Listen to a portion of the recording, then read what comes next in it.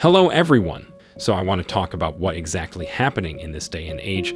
I'd want to discuss why good men choose to remain single. Women are realizing that, for all their whining about males, they've essentially wrecked the male-female dynamic. There isn't a single Western country with population replacement rates that is okay. The only countries whose population replacement rates are good are those where feminism does not exist. The concept of imposing a social necessity on how men and women interact, so that you must pretend that the woman is physically equal to the male and that they are all socially equal. All it does is ruin the male-female dynamic.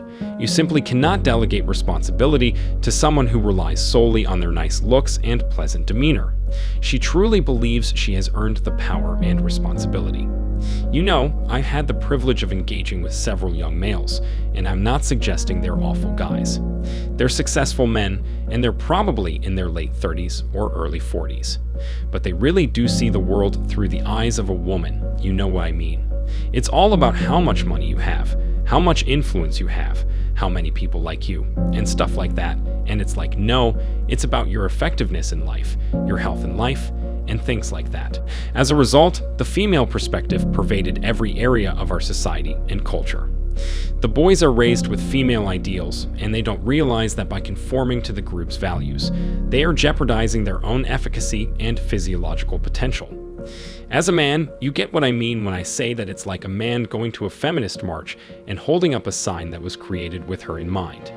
It's like, good luck getting any testosterone going for the next 2 weeks or sticking around that woman without her smirking at you. Women don't respect this male dynamic because they don't realize it's physiologically driven.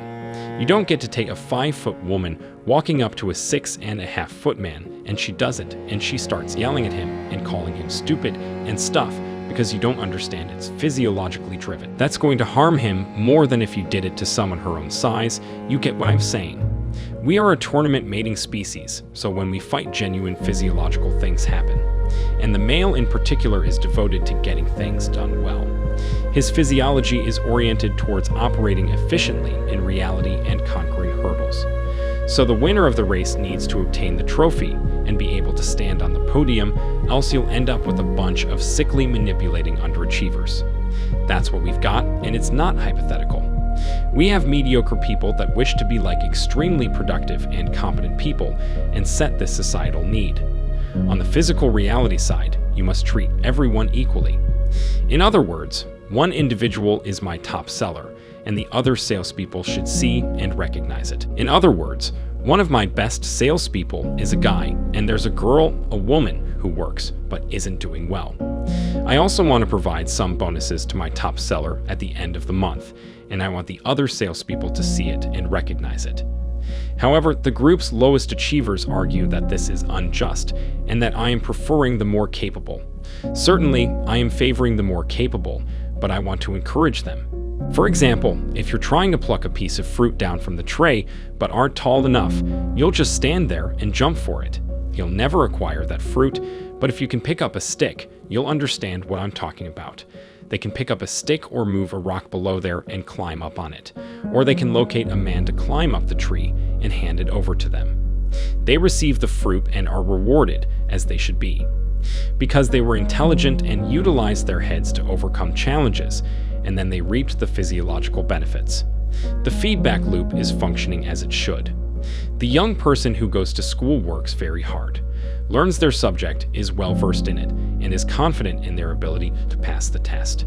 They advance in their academic careers after receiving a good grade. People who are unwilling to be responsible will not even pay for their own health insurance.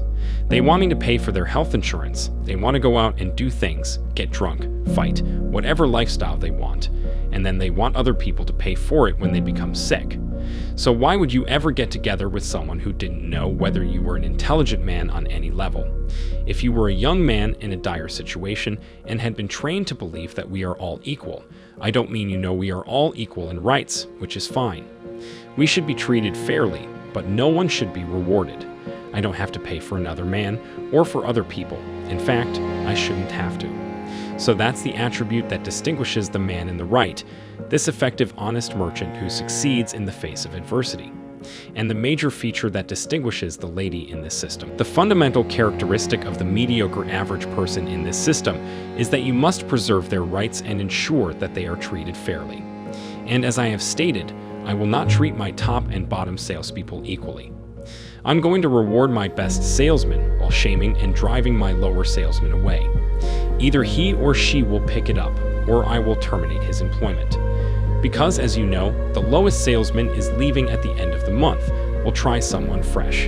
So, what if I got sued because of my attitude? Would I be undercutting and being unjust to someone who had greater long-term potential, but was a little more frazzled in the short term? It's not a male-female issue. It's a personal responsibility issue. Women are these amazing empowered creatures who just need to be lifted up, and we'll have a whole bunch of women like Shakespeare's soon enough, but we won't. We'll have a slew of female Einsteins, but not all of them will be female. We'll have a slew of female leaders, but none of them will be Abraham Lincoln. As a result, you're aware that intelligent, smart guys avoid partnerships with women. Why do most men stay single? Let me know what you think about this in the comments section below. Please like, share, comment, and subscribe. Thanks for watching my videos. See you in the next one.